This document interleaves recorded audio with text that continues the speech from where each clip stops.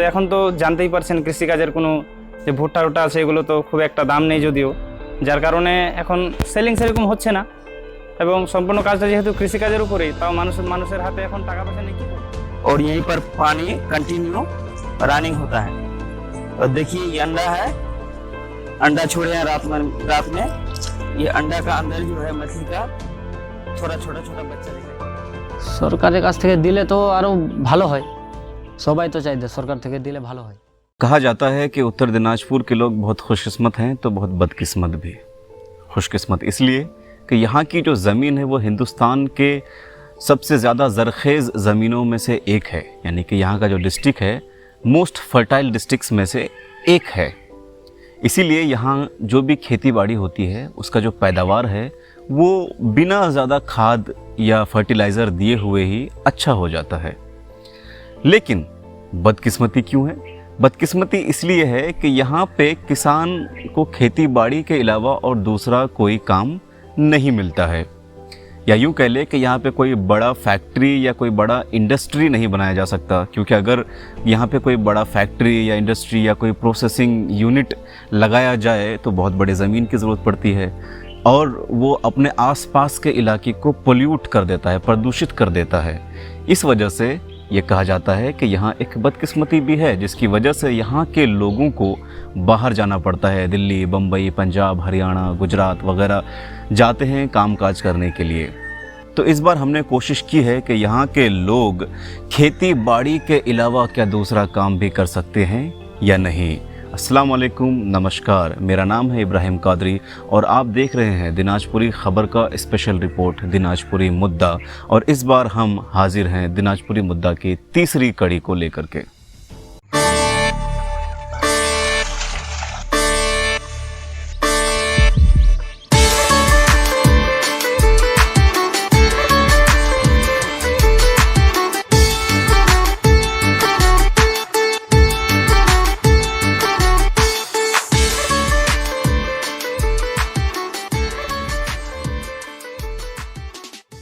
আমার নাম কাজী আথার, আমার বাড়ি হলো বোরেল।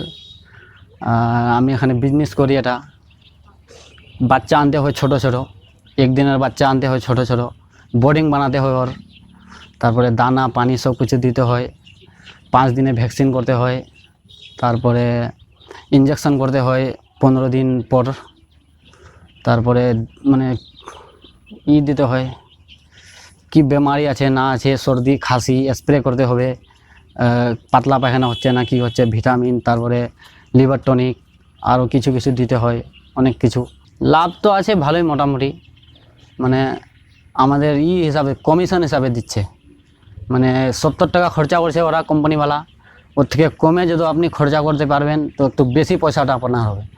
আর একটু বেশি যদি খরচা করে দেবেন 70, 72, 73 তো আপনাকে কম প্রফিট আসবে। ওই হিসাবে করছি আমরা।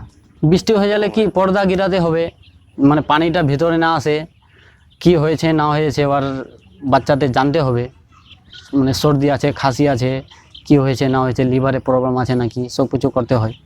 সরকারের কাছ থেকে দিলে তো আরও ভালো হয়, সবাই তো চাইছে সরকার থেকে দিলে ভালো হয়। तो जैसा कि आपने देखा कि खेती बाड़ी के अलावा भी यहाँ पे दूसरे काम किए जा सकते हैं, ये मुमकिन है। आपने देखा किस तरीके से एक किसान पोल्ट्री मुर्गी का फार्म चला रहा है। और मैं आपको बता दूं कि हिंदुस्तान में सबसे ज़्यादा जो प्रोटीन जिस चीज़ से लिया जाता है वो पोल्ट्री मुर्गी, मीट और मछली ही है।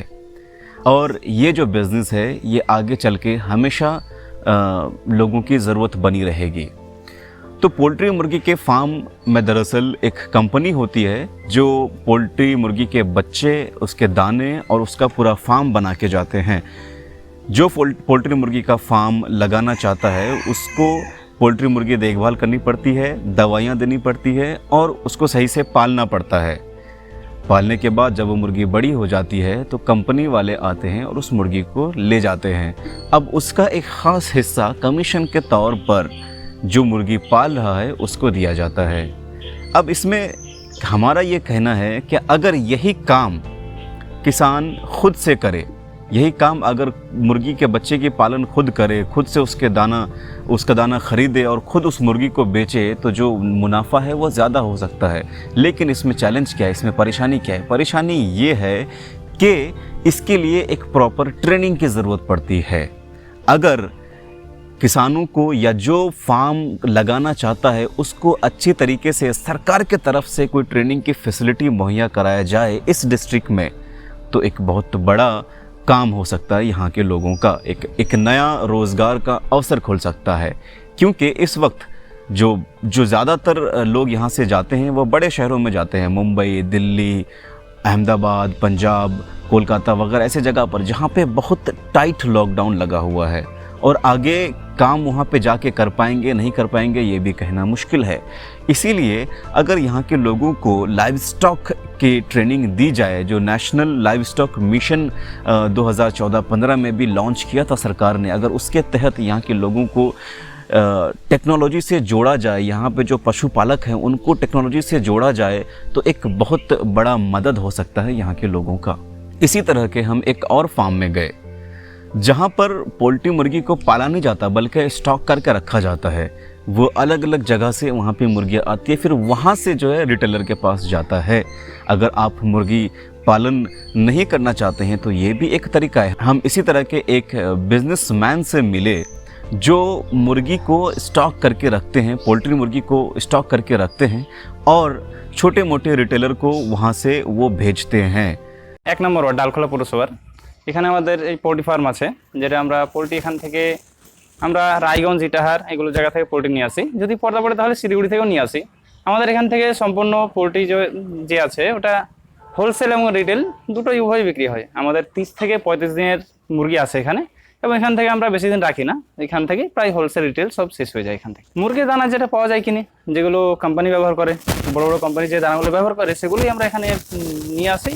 নিয়ে এসে আমরা খাওয়াই। আমরা তো নিজেভাবে কিছু তৈরি করতে পারি না সেগুলো, যার কারণে ওই কোম্পানি থেকে নিয়ে এসে ওগুলোই খাওয়াতে হয় আমাদের মুরগি। আমাদের এই লোকাল এরিয়াটা যে আছে এটা সম্পূর্ণরূপে কৃষিকাজের উপর নির্ভরশীল। তো এখন তো জানতেই পারছেন কৃষিকাজের কোনো যে ভুট্টা টুট্টা আছে এগুলো তো খুব একটা দাম নেই যদিও, যার কারণে এখন সেলিং সেরকম হচ্ছে না। এবং সম্পূর্ণ কাজটা যেহেতু কৃষিকাজের উপরেই, তাও মানুষের হাতে এখন টাকা পয়সা নেই, কী করবে? যদি টাকা পয়সা থাকবে তাহলে না লোক খাবে এখান থেকে। তো সেরকম হোলসেলে যেরকম সেলিং কম সেরকম রিটেলেও সেলিং কম, তার উপর থেকে করোনা ভাইরাস। तो ये तो रही पोल्ट्री मुर्गी की बातें, लेकिन अगर हम बंगाल को मद्देनज़र रखते हुए बात करें तो यहाँ सबसे ज़्यादा जो कंजम्पशन, सबसे ज़्यादा जो लोग प्रोटीन का जो ज़रिया जिससे हासिल करते हैं वो मछली है। इसीलिए यहाँ पर मछली पालन बहुत ज़्यादा होता है। यूँ तो देखा जाए तो लगभग हर एक परिवार के घर में छोटा मोटा एक तालाब तो होता ही है। लेकिन परेशानी क्या है? परेशानी ये है कि उनको मछली पालना सही तरीके से नहीं आता है। अगर मछली पालने की ट्रेनिंग भी दी जाए, अगर उनको सही टेक्नोलॉजी या सही तरीके से मछली पालने का तरीका मुहैया कराया जाए, उनको एक वर्कशॉप या ट्रेनिंग किया जाए, तो वो भी इसको अच्छे से मछली पालन कर सकते हैं और बढ़िया तरीके से मुनाफा कर सकते हैं। हम हैचरी में हम गए जहाँ पे मछली पाला तो नहीं जाता लेकिन मछली के बच्चे तैयार किए जाते हैं। तो हमने जो इस हैचरी को देखा तो हम सच में चौंक गए कि यहाँ पर चीज़ें मुमकिन है। यहाँ पे लोगों के पास काम करने को है चीज़ें, लेकिन बस लोगों को मालूमात नहीं है। हम जिस हैचरी में गए वहाँ पर बहुत ही नए और साइंस और टेक्नोलॉजी का इस्तेमाल करके मछली के बच्चे को तैयार किया जाता है। हम आपको लेके चलना चाहेंगे वहीं उस हैचरी में।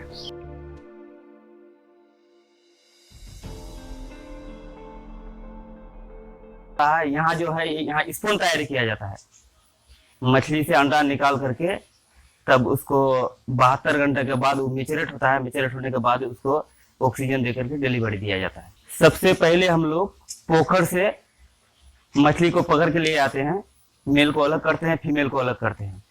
करने के बाद एक टैंकी में ब्रीडिंग पूल में हम लोग मेल को रखते हैं, एक को फीमेल में रखते हैं। मेल को किसी दवा होता है कि किसी को 2 बार इंजेक्शन किया जाता है और कोई दवा होता है कि एक ही बार इंजेक्शन में आपको अंडा देने लगेगा। और दोनों को, मेल और फीमेल को, दोनों को स्टीप करके अंडा निकालते हैं। उनके बाद वो अंडा को ले जा करके चाइनीज जो कहते हैं वो चाइनीज में ले जाकर के छोड़ते हैं।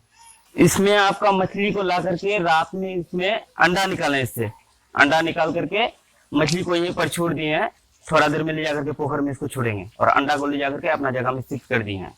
अंडा को ला करके इसमें छोड़ा गया है और यहीं पर पानी कंटिन्यू रनिंग होता है। और देखिए ये अंडा है, अंडा छोड़े हैं रात में। ये अंडा का अंदर जो है मछली का थोड़ा छोटा छोटा बच्चा दिखाई पड़ रहा है।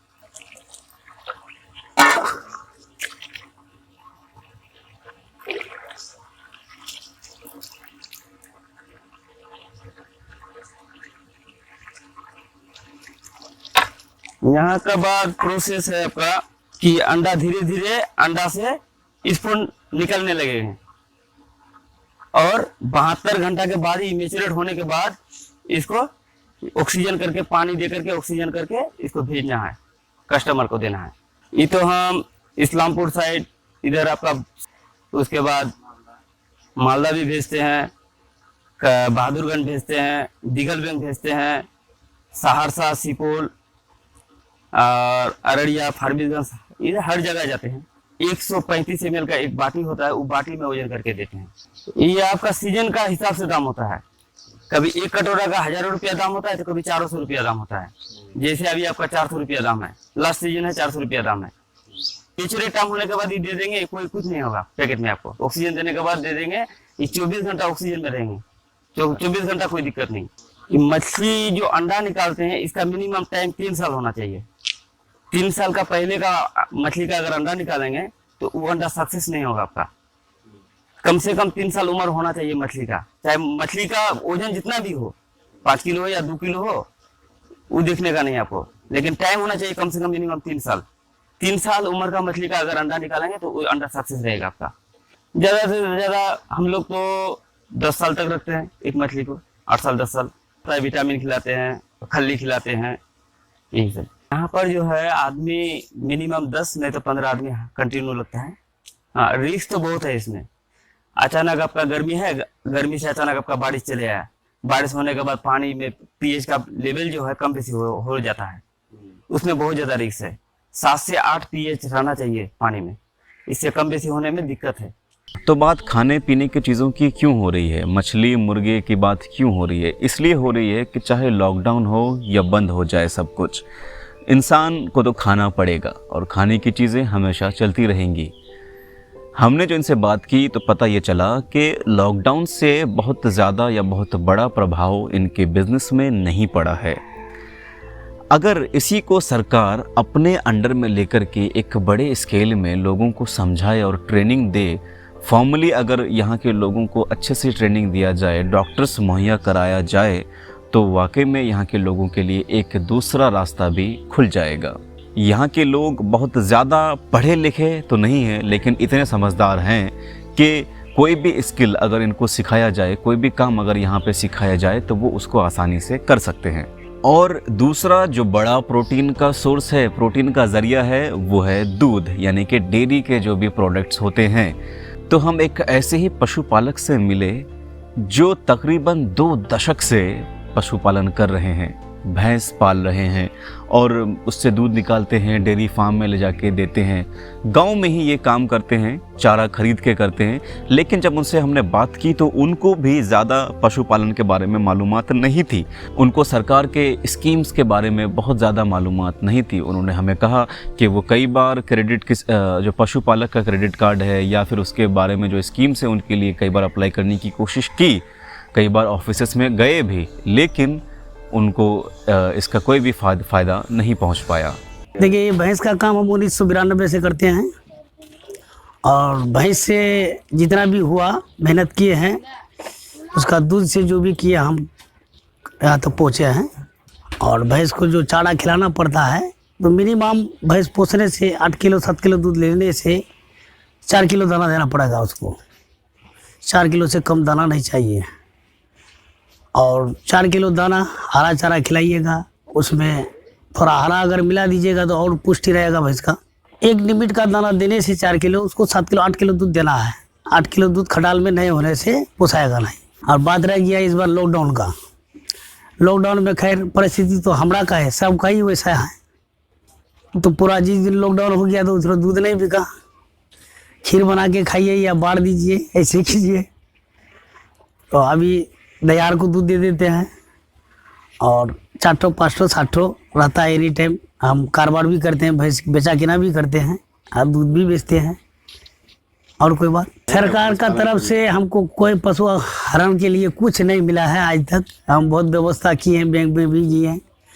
कोई कहता है जो क्या कार्ड बनाना पड़ेगा और कोई कहता है जो खाता खोलना पड़ेगा, ऐसे करता है। कोई सरकार से हमको कोई आज तक सहारा नहीं मिला है। और बाकी सुने थे खबर में जो पशु किसान क्रेडिट कार्ड बनेगा तो पशु जो पोस रहा है उसको 5 लाख 7 लाख तक लोन मिलेगा। लेकिन हम कार्ड बनाने के लिए बहुत चक्कर मारे, लेकिन हमारा कार्ड हुआ नहीं अभी तक। हम रायगंज भी चल गए लेकिन कार्ड अभी तक नहीं हुआ। रायगंज सेंटर भी गए, कनौजरा सेंटर में, कार्ड अभी तक हुआ नहीं। वहाँ लिखा हुआ करके आए हैं, अब होता है कि बनता है कि नहीं। खरीद करके घर का कितना होगा, 5-7 को माल रखेंगे, घर से कितना खिलाएंगे, सब खरीद करके ही खिलाना पड़ता है। बात समझ लीजिए, फायदा का बात है। यानी कि एक ठो भैंस का अगर 8 लीटर दूध कर दे तो एक ठो भैंस भर दिन में दाना खाएगा 100 रुपया का, और चारा भी खाएगा कम से कम 30 रुपया का। मजदूर लगा करके यानी कि 150 पौने 200 रुपया भैंस तो खा लेगा भर दिन में। हमारा पास अभी 4 ठो है। दूध मोटरसाइकिल से ले जाते हैं तलगोला, बाज़ार में दे देते हैं। और बाकी दूध का सिस्टम हम लोग का, और टंकी है भाई करता है सुरजापुर में, उसको धर देते हैं, रायगंज पहुंचाता है सेंटर में। इसके अलावा ये तो बात रही कि स्मॉल स्केल छोटे स्तर पे जो इंडस्ट्री है उसके बारे में, लेकिन उससे भी छोटे घरेलू स्तर की लेवल की भी चीज़ें यहाँ पे चलती हैं। उत्तर दिनाजपुर के हर एक घर में आपको अक्सर देखने को मिलेगा कि औरतें यहाँ पर बकरी और देसी मुर्गी पालती हैं। ये दोनों ही बहुत ही महंगी चीज़ें होती हैं और दोनों को कहा जाता है कि बहुत ही फाइन और बहुत ही नेचुरल सोर्स ऑफ प्रोटीन है। यहाँ की जो बकरियां हैं उसको ब्लैक बंगाल कहते हैं, जो सबसे ज़्यादा चहीते और सबसे ज़्यादा पसंद किए जाने वाले मीट में से एक होता है। और यहाँ की जो मुर्गियाँ हैं वो विदेशी मुर्गी होती है जो बहुत ही नेचुरली ग्रो करती है, तो उसको भी बहुत ज़्यादा कीमत में लोग ख़रीदते भी हैं। तो यहाँ की औरतें बकरी और मुर्गी पालती हैं, लेकिन वो खुद से पालती है उसको, वो अपने ही पैसे लगाकर, और वो जितना उनको आता है। अगर बीमारी हो जाती है, अक्सर कई बार होता है ऐसा कि बीमारी आता है, पूरे गाँव की बकरियाँ, पूरे गाँव की मुर्गियाँ बर्बाद हो जाती है, मर जाती हैं। तो हमारा अब इसमें परेशानी क्या है? इसमें परेशानी ये है कि औरतों को भी अगर इस तरह का कोई फैसिलिटी, तो फिर औरतों को अगर यहाँ एक ग्रुप बनाया जाए, औरतों का SHG बनाया जाए, सेल्फ हेल्प ग्रुप अगर बनाया जाए, और उनको इन सब चीज़ों के बारे में ट्रेन किया जाए कि किस तरीके से मुर्गी और बकरी का पालन किया जा सकता है, तो एक बहुत ही अच्छा एक और रास्ता भी खुल जाएगा। इस तरीके से क्या होगा कि यहाँ की जो औरतें हैं वो हर तरीके से एम्पावर हो सकती हैं और एक अच्छा एक फैमिली के लिए एक अच्छा सोर्स ऑफ इनकम बन सकता है। और कई जगह पर तो इस तरह के सेल्फ हेल्प ग्रुप्स हैं भी, लेकिन वो फंक्शनिंग नहीं है, वो काम नहीं कर रहे हैं। बस एक ग्रुप बना दिया गया है, बस वो इस तरीके से ही बना हुआ है। तो अगर सरकार, या फिर एक ये भी तरीका है कि नॉन गवर्नमेंट ऑर्गेनाइजेशन जो NGOs हैं वो भी अगर इधर स्पेशल फोकस दिखाएं, अगर इधर रुचि दिखाएं, तो यहाँ पे काम करने को बहुत ज़्यादा फील्ड है, बहुत ज़्यादा एरियाज़ है जहाँ पर वो काम कर सकते हैं। तो इस पूरे कड़ी में हम आपको ये दिखाना चाहते थे कि यहाँ सिर्फ खेती बाड़ी ही इकलौता जरिया नहीं है, ये दूसरा तरीका भी निकाला जा सकता है काम करने का, और जिसमें हमने आपको बस कुछ चीज़ें मिसाल के तौर पर दिखाई हैं। ऐसे यहाँ पे कई सारी चीज़ें चलती हैं जो बहुत ही अनऑर्गेनाइज्ड है। कुछ लोग थोड़ा बहुत जानते हैं तो कुछ लोग बिल्कुल ना के बराबर हैं, लेकिन किसी तरीके से वो काम चला रहे हैं और अपने घर का खर्चा निकाल रहे हैं। हमारा यही आप सबसे गुजारिश है कि इस तरह की चीज़ों के बारे में ज़्यादा जानने की कोशिश करें। अपने आसपास के जो लीडर हैं, जो नेता हैं, उनके पास जाएं और इनके बारे में जानकारी इकट्ठा करें। दूसरी चीज़, हम सरकार से एक और चीज़ अपील करते हैं कि जो सरकार की जो स्कीम्स होते हैं, जो सरकार के जो प्रोग्राम्स होते हैं, उनको आसान बनाया जाए लोगों, ताकि लोगों तक पहुंच जाए। लोगों को एक तो पहली बात पता नहीं है कि कितने स्कीम्स है, दूसरी बात जिसको अगर पता है तो वो पहुंच नहीं पाते हैं उस तक, वो एक्सेस नहीं कर पा रहे हैं। ये एक बहुत बड़ी परेशानी। हमने जो बात की, हम और हमारे दिनाजपुरी टीम ने, हम जाकर जो गांव में लोगों से बात की, तो हमें एक बहुत बड़ा ये एक परेशानी, एक बहुत बड़ा प्रॉब्लम देखने को मिला कि लोग स्कीम्स को, प्रोग्राम्स को एक्सेस नहीं कर पा रहे हैं, वहाँ तक पहुँच नहीं पा रहे हैं, और बहुत ज़्यादातर लोगों को तो मालूमात ही नहीं है।